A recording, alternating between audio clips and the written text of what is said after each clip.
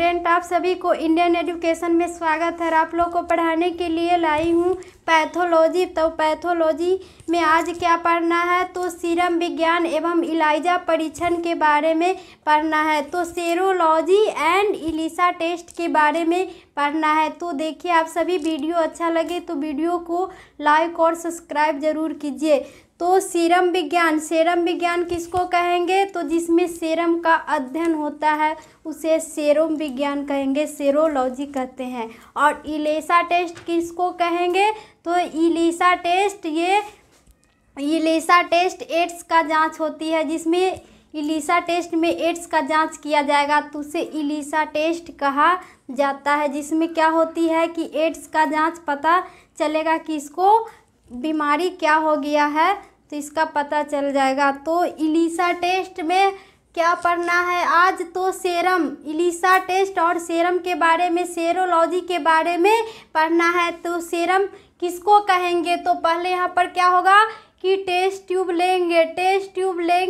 तो इसमें test tube में क्या करेंगे, तो टेस्ट ट्यूब में ब्लड डालेंगे। पहले टेस्ट ट्यूब में क्या करेंगे, तो ब्लड का 2 बूंद 3 बूंद 4 बूंद डालेंगे या 5 ml डालेंगे। तो यह क्या होगा कि इसमें 5 ml ब्लड डालेंगे। तो 5 ml ब्लड डालने के बाद जो नीचे का जो पोजीशन नीचे का क्या होगा, तो ये जम जाता है। तो ये क्या हो जाएगा, तो ये ब्लड होगा, ये ब्लड का वाटरी पोजीशन, ये ब्लड जमा हुआ भाग क्या हो जाएगा, तो ये सेरम। और ऊपर वाला भाग क्या होगा, तो वाटरी पोजीशन। तो ऊपर वाला भाग को क्या कहेंगे,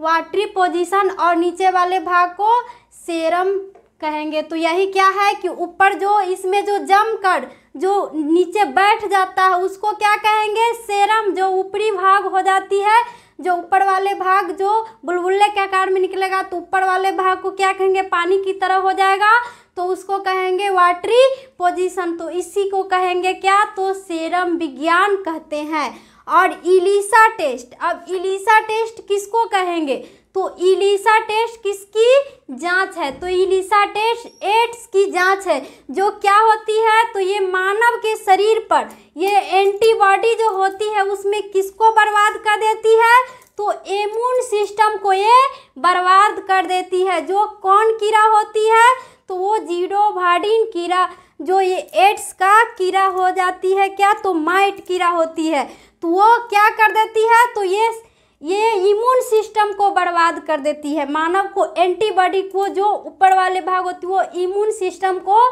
बर्बाद कर देती है। तो उसी को इलिसा टेस्ट कहते हैं। इसमें इलिसा का एड्स का जांच होता है। तो इसमें क्या होगा कि रोगी को ये एड्स पकड़ लिया है, ये माइट कीड़ा हो गया, तो इसको क्या करना पड़ेगा, तो जांच करके ये रोगी को देखा जाएगा।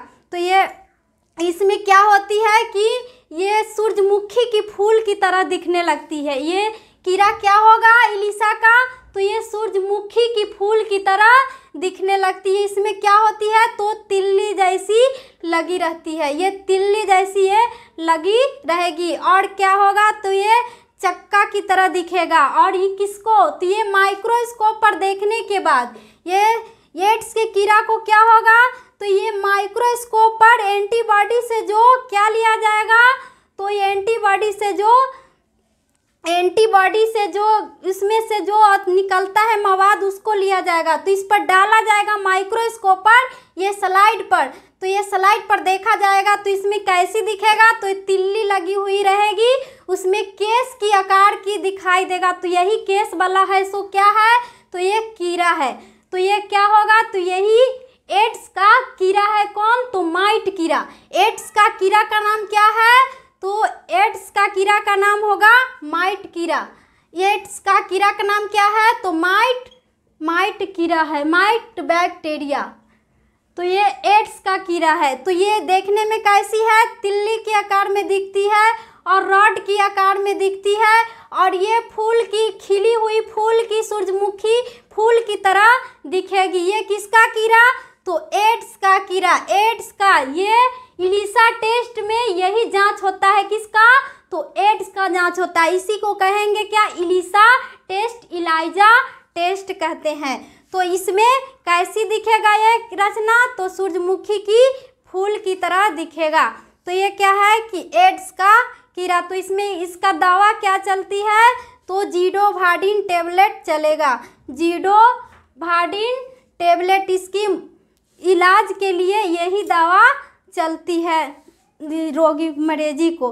तो ये पेशेंट को क्या होगा, तो इससे ही ठीक किया जाएगा, इसका दवा भी उपयुक्त नहीं मिलता है। तो ये दवा कुछ दिन जिंदा रहने के लिए मरीजी को दिया जाएगा। तो ये सूरजमुखी की फूल की तरह पता चलेगा। तो एग्जाम में भी पूछा जाएगा कि इलीसा टेस्ट किसका टेस्ट है, किसका जांच है, तो क्या बताओगे, तो ये कहोगे कि इलीसा टेस्ट एड्स का जांच है। तो ये इलीसा टेस्ट किसका जांच होगा, तो एड्स का जांच होगा। तो इलीसा टेस्ट का पूछ देगा एग्जाम में कि इसका फुल फॉर्म क्या होगा। तो फुल फॉर्म क्या होगा, तो इसको क्या कहेंगे, तो ई से इंजाइम होगा, ई से इंजाइम। और एल से क्या होगा, तो लिंकेड होगा, एल से क्या होगा, तो लिंकेड होगा।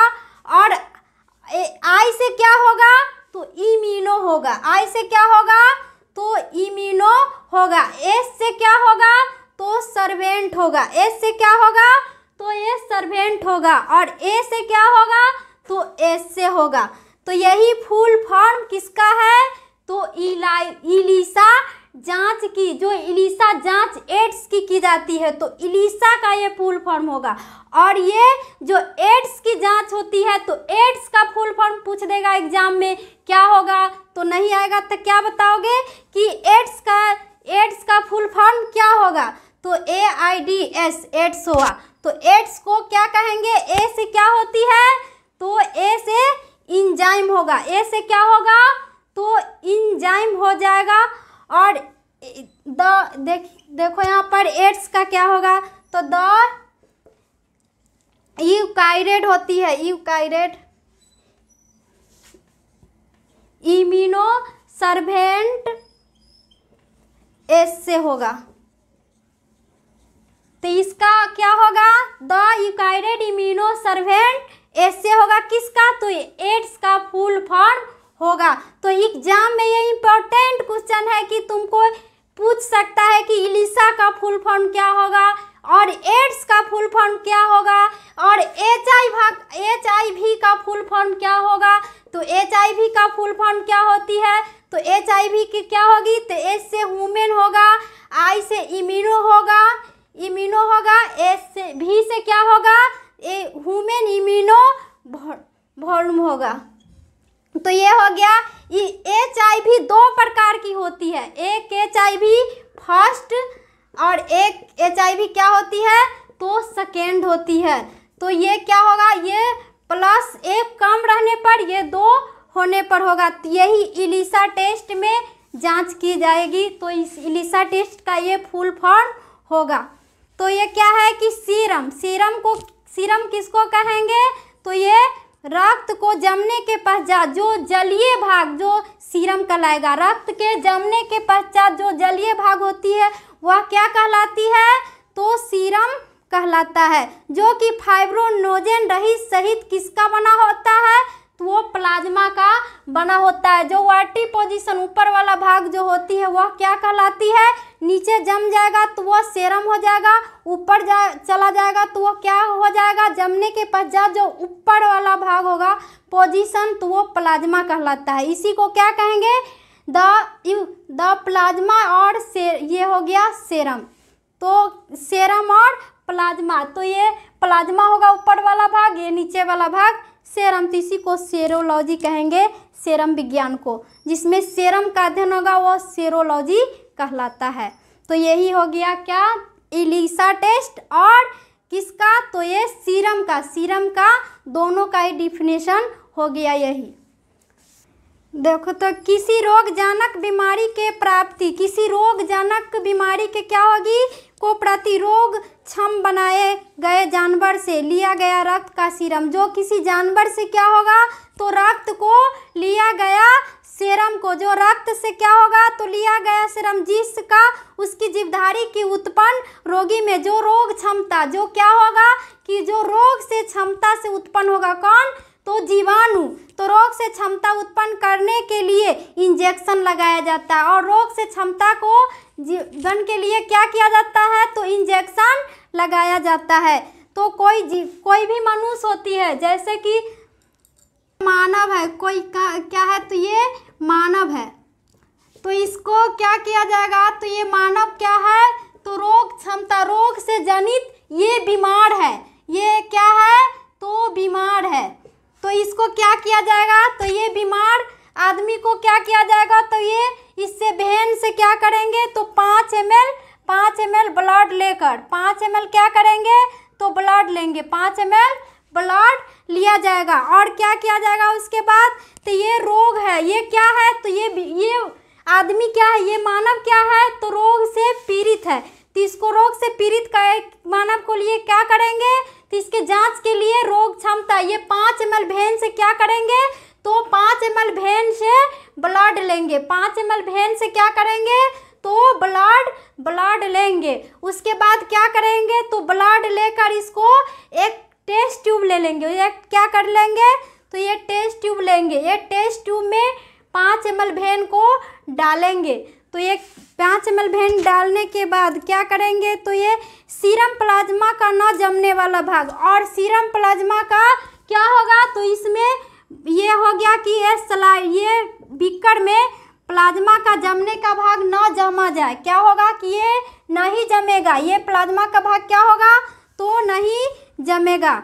तो ये सीरम परीक्षण का अनेकों रोगों का निदान किया जाएगा और सीरम परीक्षण को जो नहीं जमेगा ब्लड, ये ब्लड को इसमें डाले हैं तो ये नहीं जमेगा तो क्या करेंगे इसको तो ये अनेकों परीक्षण किया जाएगा और ये इससे क्या किया जाएगा नहीं जमने पर ये मानव को इस ब्लड से अनेकों बीमारी की पता लगाई जाती है नहीं जमने पर। तो ये नहीं जमने पर अनेकों यह रोग इस प्रकार क्रियाटिन आदि का आंकलन रोग किया जाता है और इस प्रकार से रोगी को क्या किया जाएगा तो इत्यादि रोगों का इत्यादि देह में कहीं भी घाव फुंसरी ये सभी हो जाएगा तो रोगों का इसी ब्लड लेकर जांच किया जाएगा। तो दूसरा नंबर क्या है कि सीरम के इम्यूनोलॉजी परीक्षण द्वारा रोग निदान किया जाएगा और दूसरा रोग है कि इम्यूनोलॉजी के परीक्षण के द्वारा मतलब देखकर, पहले तो मानव को क्या किया जाएगा तो इसको देखकर शरीर का कौन सा भाग में बीमारी है तो ये बीमारी को देखकर इसमें क्या किया जाएगा तो ये मानव का बीमारी है तो इस भाग को देखकर इसमें से जांच के लिए उस भाग को ब्लड लिया जाएगा, सैंपल लिया जाएगा। तो इसके अंतर्गत सीरम में एंटीबॉडी की पहचान करके उस उत्पन्न करने वाले एंटीजन संक्रमण जीवाणु का पता लगाया जाएगा और मानव के शरीर में जो भी एंटीबॉडी से ही परीक्षण किया जाएगा। मानव के शरीर में जो एंटीबॉडी होती है उसमें इम्यून सिस्टम होती है उस पर परीक्षण किया जाता है, ब्लड को लेकर इम्यून सिस्टम जो इलिसा टेस्ट में क्या होती है इम्यून सिस्टम को ही बर्बाद कर देती है तो उसी तरह उसमें से लेकर क्या होगा तो जांच किया जाएगा कि ये किस बीमारी से पीड़ित है। तो एंटीजन का पता लग जाने पर अप्रत्यक्ष से रोग का पहचान की जाती है और एंटीबॉडी की पता लग जाने पर ही जो मानव की एंटीबॉडी पूरे शरीर का क्या होगा तो पता लग जाने पर इसका एंटीबॉडी की संक्रमण जीवाणु का पता लगाया जाता है और संक्रमण जीवाणु जो क्या है कि घाव फुंसरी से संक्रमित है तो उस जीवाणु का पता लगाया जाएगा। तो एंटीजन पता लग जाने पर क्या होगा तो इस रोगी का निम्न प्रकार से बीमारी हो जाएगी। तो पहला नंबर क्या है कि स्ट्रेप्टोकोकस क्या है कि स्पाइरोकीट जीवाणु का पता लगाकर कौन तो स्पाइरोकीट ये स्पाइरोकीट जीवा बैक्टीरिया का पता लगाया जाएगा। स्पाइरोकीट बैक्टीरिया किस बीमारी में होती है? तो स्पाइरोकीट जीवाणु का पता लगाकर किसका निदान किया जाएगा? तो इस जीवाणु की, बैक्टीरिया से किसका पता लगाया जाएगा? तो सिफिलिस की। कौन बीमारी की? तो सिफिलिस बीमारी की पता लगाई जाती है। सिफिलिस बीमारी का पता लगाया जाएगा।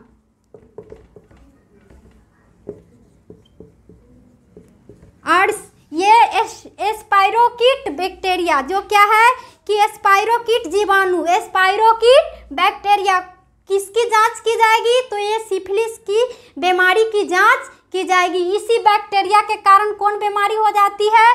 तो सिफिलिस बीमारी उत्पन्न हो जाती है। किसको? तो ये मानव की शरीर में सिफिलिस बीमारी हो जाती है। तो ये सिफिलिस बीमारी किसको होगा? जो कैसी हो जाएगी? उजला उजला टाइप की तरह हो जाती है सिफिलिस बीमारी।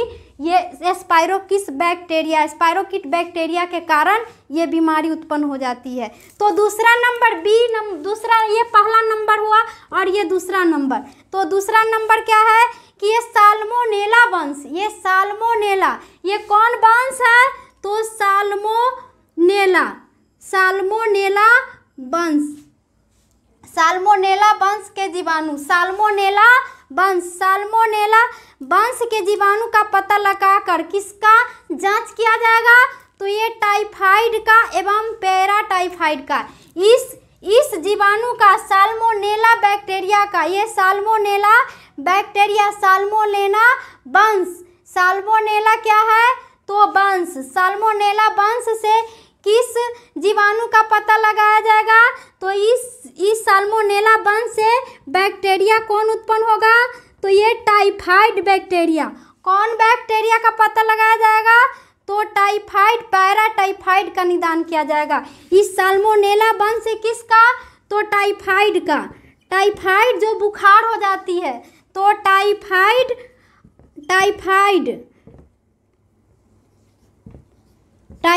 और पैराटाइफाइड।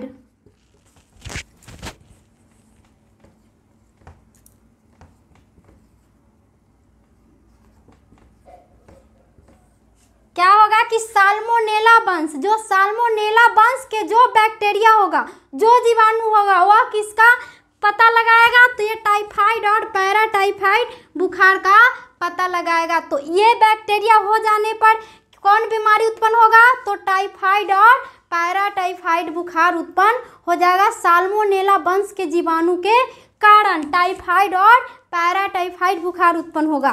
तो सी नंबर क्या है कि जीवाणु आदि पता लगातार स्ट्रेप्टोकोकस पायोजीनस। अब स्ट्रेप्टोकोकस पायोजीनस बैक्टीरिया कौन बीमारी उत्पन्न करेगा?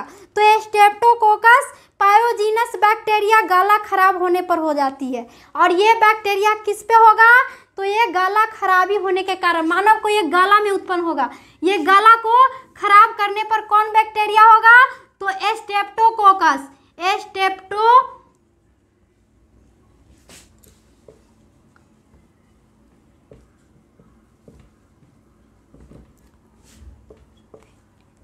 स्ट्रेप्टोकोकस बैक्टीरिया मानव को कहाँ पर? तो ये गला खराब करने पर, ये मानव को गला खराब हो जाने पर होता है।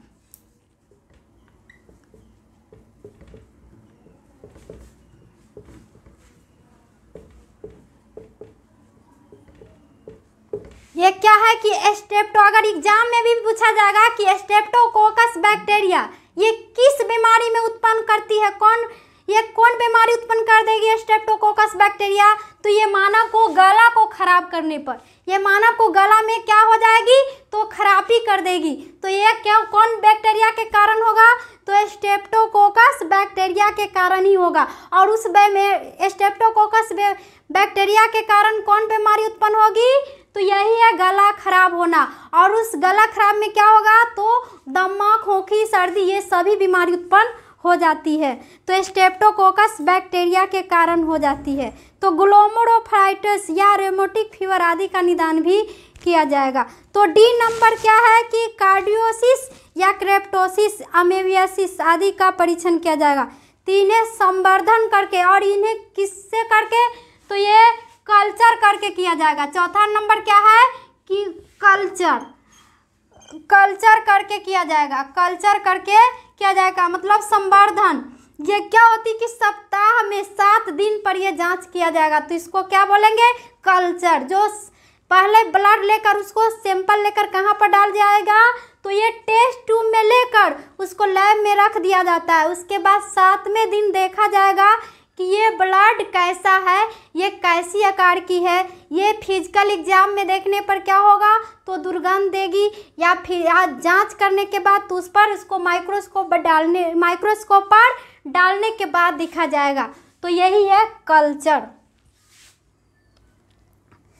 तो ये क्या है कि कैंडोस्टाइन या क्रोप्टोसिस, ये क्या है, कैंडोस्टाइन या क्रोप्टोसिस एमियोबोसिस, क्या ये जांच इसमें किया जाएगा, किस में, तो कल्चर में किया जाएगा।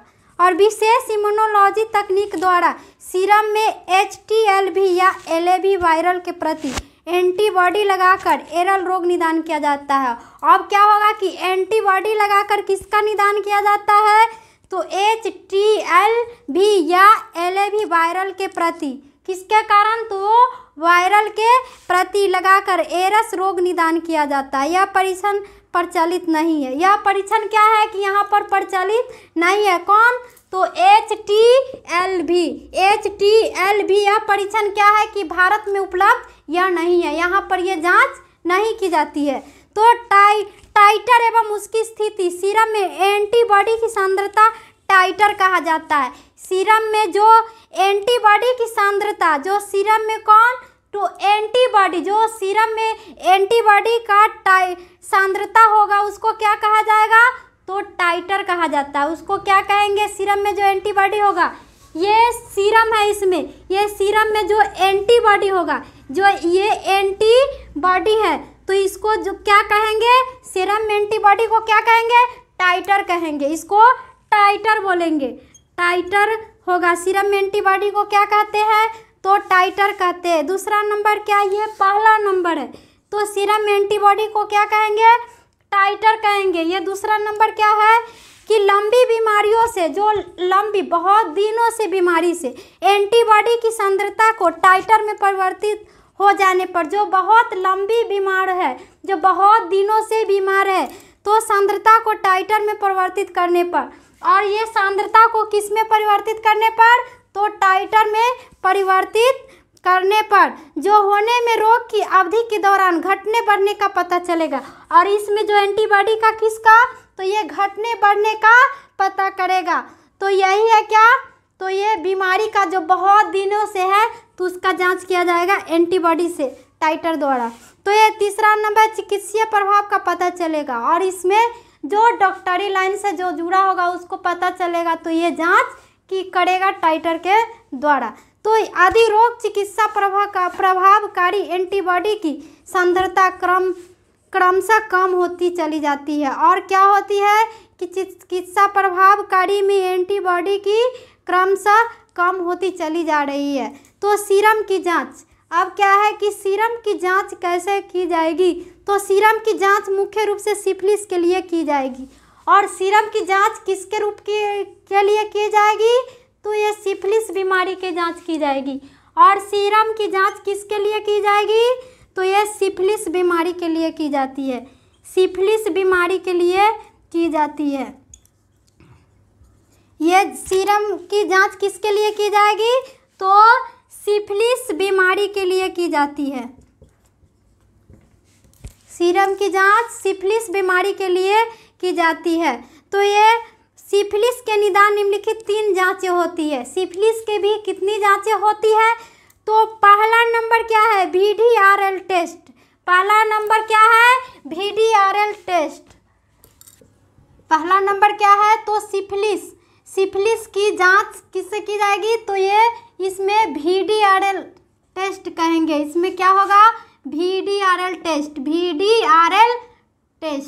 ये पहला नंबर है कि VDRL टेस्ट, सिफिलिस की जांच क्या है, तो VDRL टेस्ट है। तो ये VDRL टेस्ट बोलेंगे, सिफिलिस की ही ये 3 विधियों से जांच की जाती है। पहला नंबर क्या है, तो VDRL टेस्ट। और दूसरा नंबर क्या है, तो खान फल्कुलेशन टेस्ट। दूसरा नंबर क्या है, तो खान फल्कुलेशन टेस्ट, खान फल्कुलेशन टेस्ट, खान फल्कुलेशन टेस्ट।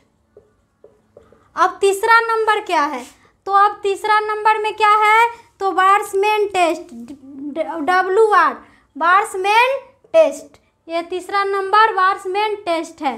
तो ये हो गया पहला VDRL, दूसरा खान फल्कुलेशन टेस्ट और तीसरा नंबर क्या है, तो BRL टेस्ट। तो ये किसकी जांच की जाती है 3 विधियों से, तो ये सिफिलिस की कितने विधियों से, कितने तरीकों से जांच की जाती है, तो 3 विधियों से जांच की जाती है। एग्जाम में पूछा जाए कि सिफिलिस की जांच कितने विधियों से की जाती है, तो 3 विधियों से की जाती है, 3 टाइप प्रोसेस से की जाती है।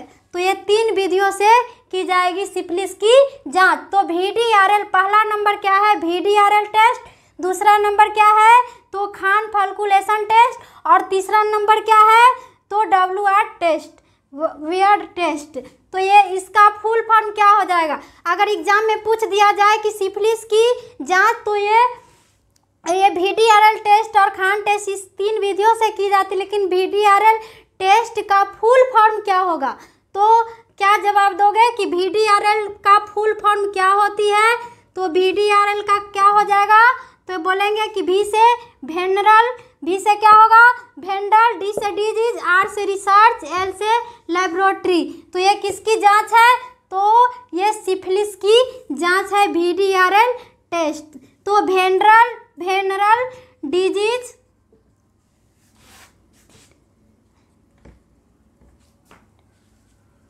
वेंडल, V से वेंडल, D से डिजीज, R से क्या होगा, तो रिसर्च, L से क्या होगा, तो लेबोरेटरी। यही है VDRL के फॉर्म क्या होती है, VDRL टेस्ट का फुल फॉर्म क्या होगा, तो वेंडल डिजीज रिसर्च लेबोरेटरी होगा।